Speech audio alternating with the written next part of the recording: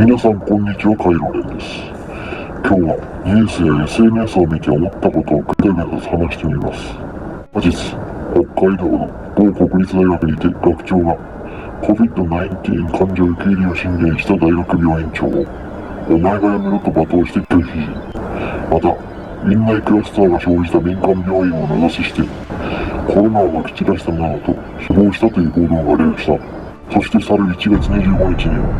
学長ではなく病院長が辞任させられるという顛末をたどりました。他にももう一つ気になる話題がありました。都内の某私大医学部の外科系診療科教授が COVID-19 パンデミック下での診療体制などについて独自の提言を行い、首相と面会までしたというのです。また彼がオペ室での手術の様子を SNS 上に公開したことを物議を醸しましたし、ネットで検索すると彼が関与した不祥事に関する記事が複数ヒットしました。ここからは私の実体験や周囲から見聞きしたことをもとに話をします。私が医学生だった頃、大学の学長は外科系診療科の教授でした。私自身の素性がバレないようにぼかしながら説明しますが、彼はいわゆる権威主義的なワンマン指導者タイプであり、国家元首になぞらえるとウラジミール・プーチン、あるいはヨシフ・スターリンでした。関連病院の診療科部長に気に入らない人がいると人員を派遣する等のサポートを切ったり、たとえ正論であっても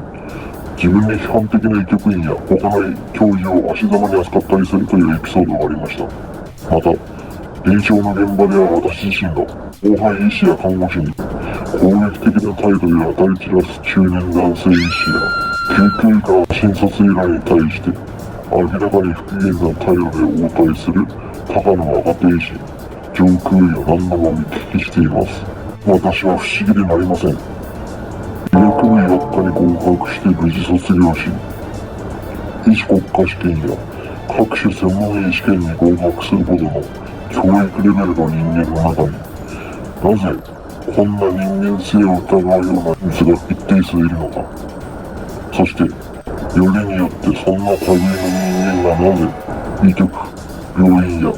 学会内部でそれなりの指導的地位を任されるに至ったのか。よく考えてみてくださいよ。地域の医療体制がパンデミックの影響をもろに受けていることに対し、うちもできることをしましょうよという建設的な提言を罵倒によって遮ったり、感染症専門医でもないのに自社流で学術的な裏付けのないデタラメを取り直し、挙句の果てに勝手に患者の画像をネット上に出すなんて、医療のプロフェッショナルとしておかしいじゃないですか。不覚にも私はまた戦時中の日本陸海軍で起きた様々な事件を思い出してしまいました。インパール作戦を主導した牟田口弁也は、ミカエラ山岳地帯では兵站が維持できないなどと作戦実行に異論を述べた将校らを罵倒して進めさせ、ゲーム内に異論を差し挟めない雰囲気を作り上げてしまいました。またシンガポール華僑粛清事件の際、辻正信ら作戦参謀が憲兵であり、シンガポールの人口を半分にするなどと積み上り、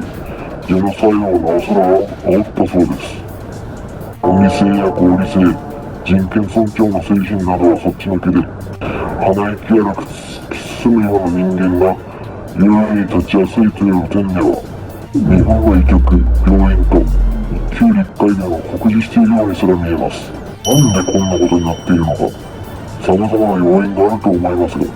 私は1、年長者や感情的に積極論を避ける者といったいわゆる声がでかい人間に流されながらな集団主義。2、声のでかい人間に表向きで賛同し、異論を封じ込めることで集団内の秩序維持を図る事なかれ主義。3、人格や言動などに問題になる人間への懲罰を怠り、むしろあいつにも年齢等に見合うポジションをやらないとかわいそうなどと言って指導的地位につけてしまう人情論が諸悪の根源だと思っています。今日の私の動画は以上になります。